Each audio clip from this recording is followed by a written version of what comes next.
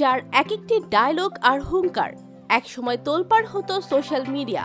সেই প্রতাপশালী ওবায়দুল কাদের আজ কোথায় আর কেমন আছেন? গণ অভ্যুত্থানের পর দেশ ত্যাগ, গুরুতর অসুস্থতা আর আন্তর্জাতিক ট্রাইব্যুনালে মামলার পর কেমন কাটছে তার এই নির্বাসিত জীবনের দিনগুলো? জানলে চমকে যাবেন আপনিও। ওয়েলকাম প্রিয় দর্শক। বাংলাদেশের রাজনীতিতে ওবায়দুল কাদেরের নাম শোনেননি এমন মানুষ খুঁজে পাওয়া ভার।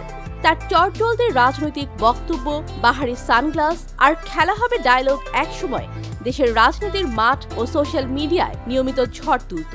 কিন্তু ২০২৪ সালের আগস্ট মাসে গণ অভ্যুত্থানের মুখে আওয়ামী লীগ সরকারের পতনের পর থেকে আর কোথাও দেখা মিলছে না এই দাপুটে নেতার। এক নিমেষে যেন দৃশ্যপট থেকে ভ্যানিশ হয়ে গেছেন তিনি। তো বন্ধুরা, আওয়ামী লীগের সাধারণ সম্পাদক ওবায়দুল কাদেরের বর্তমান অবস্থা, তার শারীরিক জটিলতা এবং তার জীবনের এই বড় পতন সম্পর্কে বিস্তারিত জানতে ভিডিওটি না টেনে শেষ পর্যন্ত দেখতে থাকুন।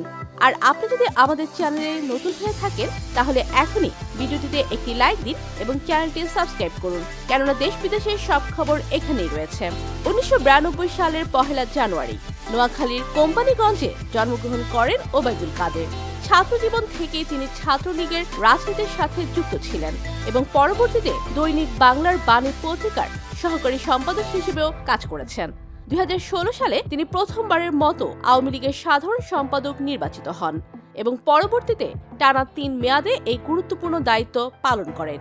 সেই সাথে সরকারের সড়ক পরিবহন ও সেতু মন্ত্রণালয়ের মতো বড় বিভাগের মন্ত্রিত্ব ছিল তার হাতে। ক্ষমতার তুঙ্গে থাকার সময় তার বক্তব্য ও রাজনৈতিক চাল যেমন আলোচনা তৈরি করত, তেমনি তার দিকে ধেয়ে আসা নানা সমালোচনা ও ট্রল হতো।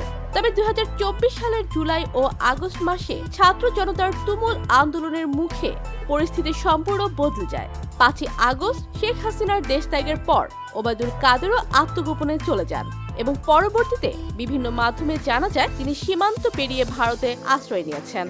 ভারতে চলে যাওয়ার পর থেকে তার বর্তমান জীবন কাটছে চরম উদ্বেগ আর একাকিত্বের মধ্যে। দেশের রাজনীতির মাঠ কাঁপানো এই নেতার বর্তমান দিনগুলো মোটেও ভালো যাচ্ছে না। একদিকে তার বিরুদ্ধে আন্তর্জাতিক অপরাধ ট্রাইব্যুনালে মানবতা বিরোধী অপরাধের মামলা হয়েছে, যার বিচার প্রক্রিয়া বর্তমানে চলমান। অন্যদিকে বার্ধক্য এবং পুরনো হৃদরোগের জটিলতার কারণে তার শারীরিক অবস্থাও বেশ নাজুক। ভারতের কলকাতায় অবস্থানকালে তীব্র ঠান্ডা, গলা ব্যথা ও শ্বাসকষ্টের কারণে তাকে হাসপাতালেও ভর্তি হতে হয়েছিল। কোটি মানুষের সামনে দাঁড়িয়ে প্রতিনিয়ত মাইক্রোফোনে কথা বলা, দল পরিচালনা আর ক্ষমতার চিরচেনা সেই জৌলুস থেকে দূরে ওবায়দুল কাদেরের বর্তমান ঠিকানা এখন কেবলই নীরবতা আর বন্দিদশা। রাজনীতিতে ক্ষমতার দাপট যে কত দ্রুত ধুলোয় মিশে যেতে পারে, ওবায়দুল কাদেরের জীবনের এই নাটকীয় মোড় যেন তারই এক বড় উদাহরণ। একসময়ের ক্ষমতাধর ও ডায়লগ মাস্টার ওবায়দুল কাদেরের এই বর্তমান নির্বাসিত জীবন ও রাজনৈতিক পতন নিয়ে আপনার মতামত কি? বাংলাদেশের রাজনীতিতে তার এই পরিণতিকে আপনি কিভাবে দেখছেন? আপনার মূল্যবান মন্তব্যটি অবশ্যই কমেন্ট বক্সে লিখে জানান। ভিডিওটি ভালো লাগলে একটি লাইক ও বন্ধুদের মাঝে শেয়ার করতে ভুলবেন না।